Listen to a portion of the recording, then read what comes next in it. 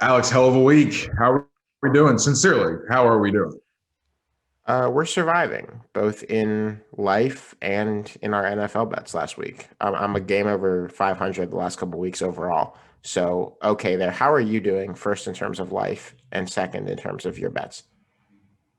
In terms of my bets, I had two surefire covers snatched away from me in the Saints Bears games and the Chargers Broncos games. We don't love that. 4-4 last week, 25 and 23 on the season, 52%. In life, it's been a week, but hey, man, I got Joe Biden at plus 125 on the money line.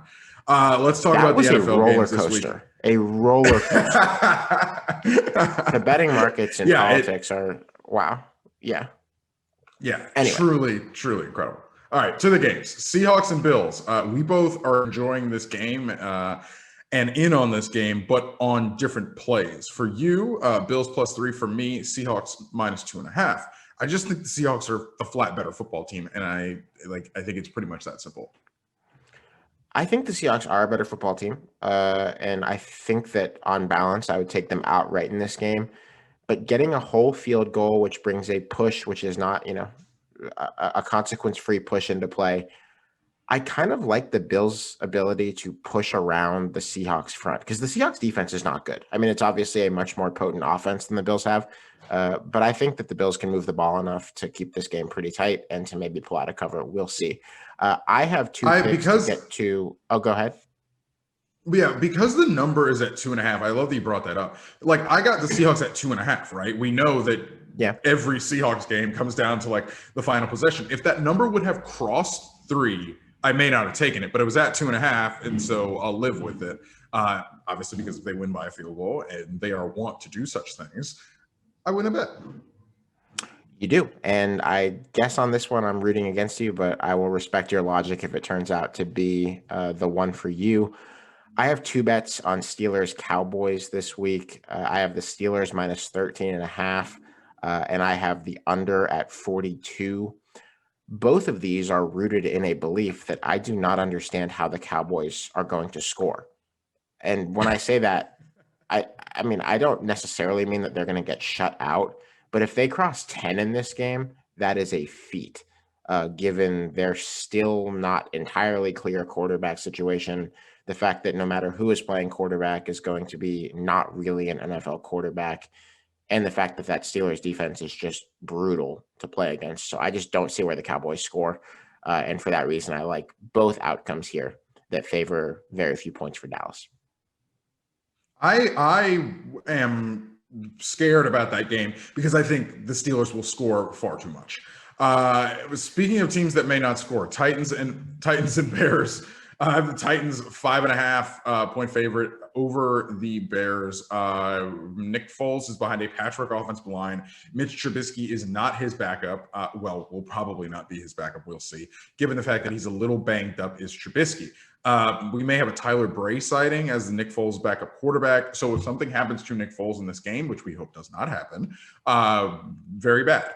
Even if Nick Foles is in this game, they have really struggled to score points. Everybody knows it. David Montgomery is back there trying to run the ball and can't get any daylight.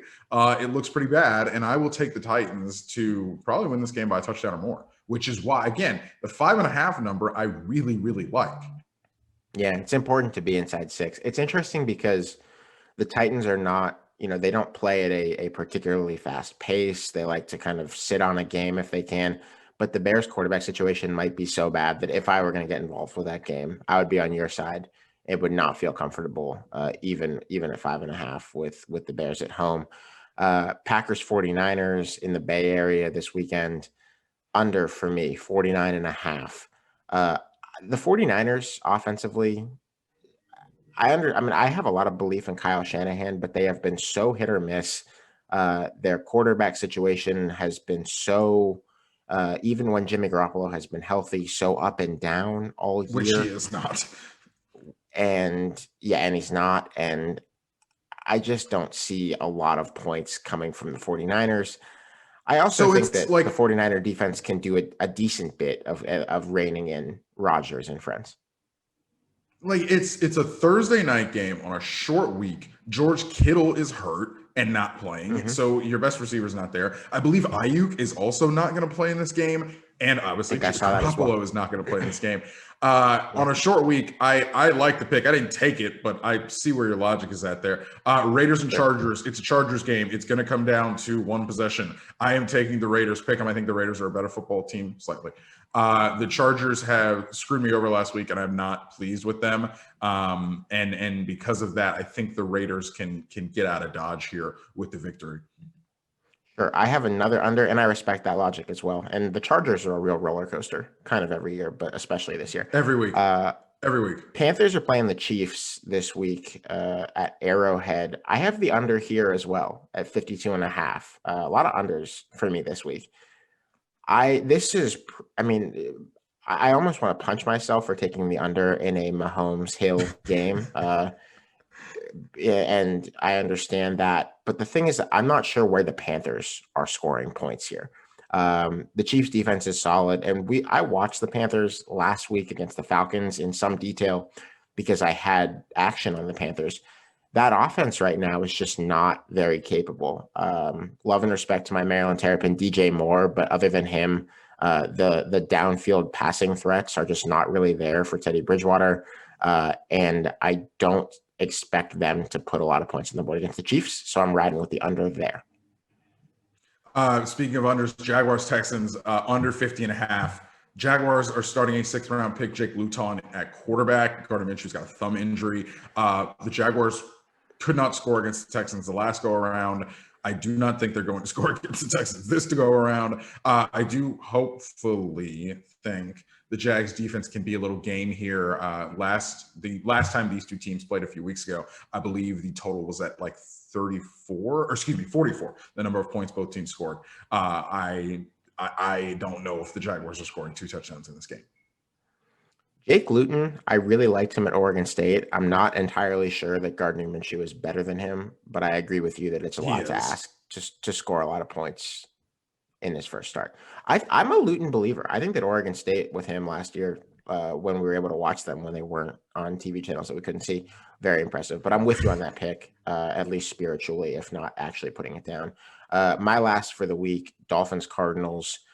I have Miami plus 4.5 in this game. Tua Tagovailoa, Kyler Murray. This is a tremendous rematch of a really fun Orange Bowl in the college football playoff a couple of years ago. And getting more than 4, I just like Tua. I mean, Richard, you've maybe watched the Dolphins more than me this year, but I have the impression about them that they are a very, very improved football team. They are no longer anywhere near, they're nothing near what they have been in the recent past. And I think they're going to score. And I think they're going to give up some points too. I would expect that to be a relatively high scoring game, but I'm happy rolling the dice inside 5 points, at beyond 4 points with Tua.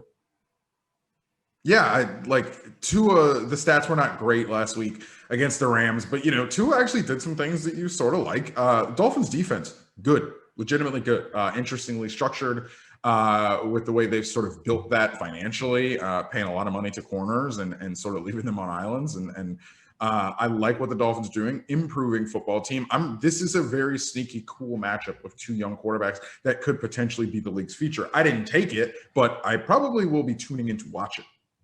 Also, it's a fun coaching matchup, like a really fun coaching matchup with Cliff Kingsbury against Brian Flores. I mean, that's supposedly, and I would agree with this, one of the better offensive schemers, young guy in the sport, against one of the best young defensive schemers in the sport. I just think it'll be fun. I'm going to try to get this game up at least on a second screen and enjoy it in ways beyond having action on it this weekend. Yeah, absolutely. The illegal streams will be cooking for that game. No, all right, Alex. Good luck to both of us. Let's have some fun. Let's get the spread.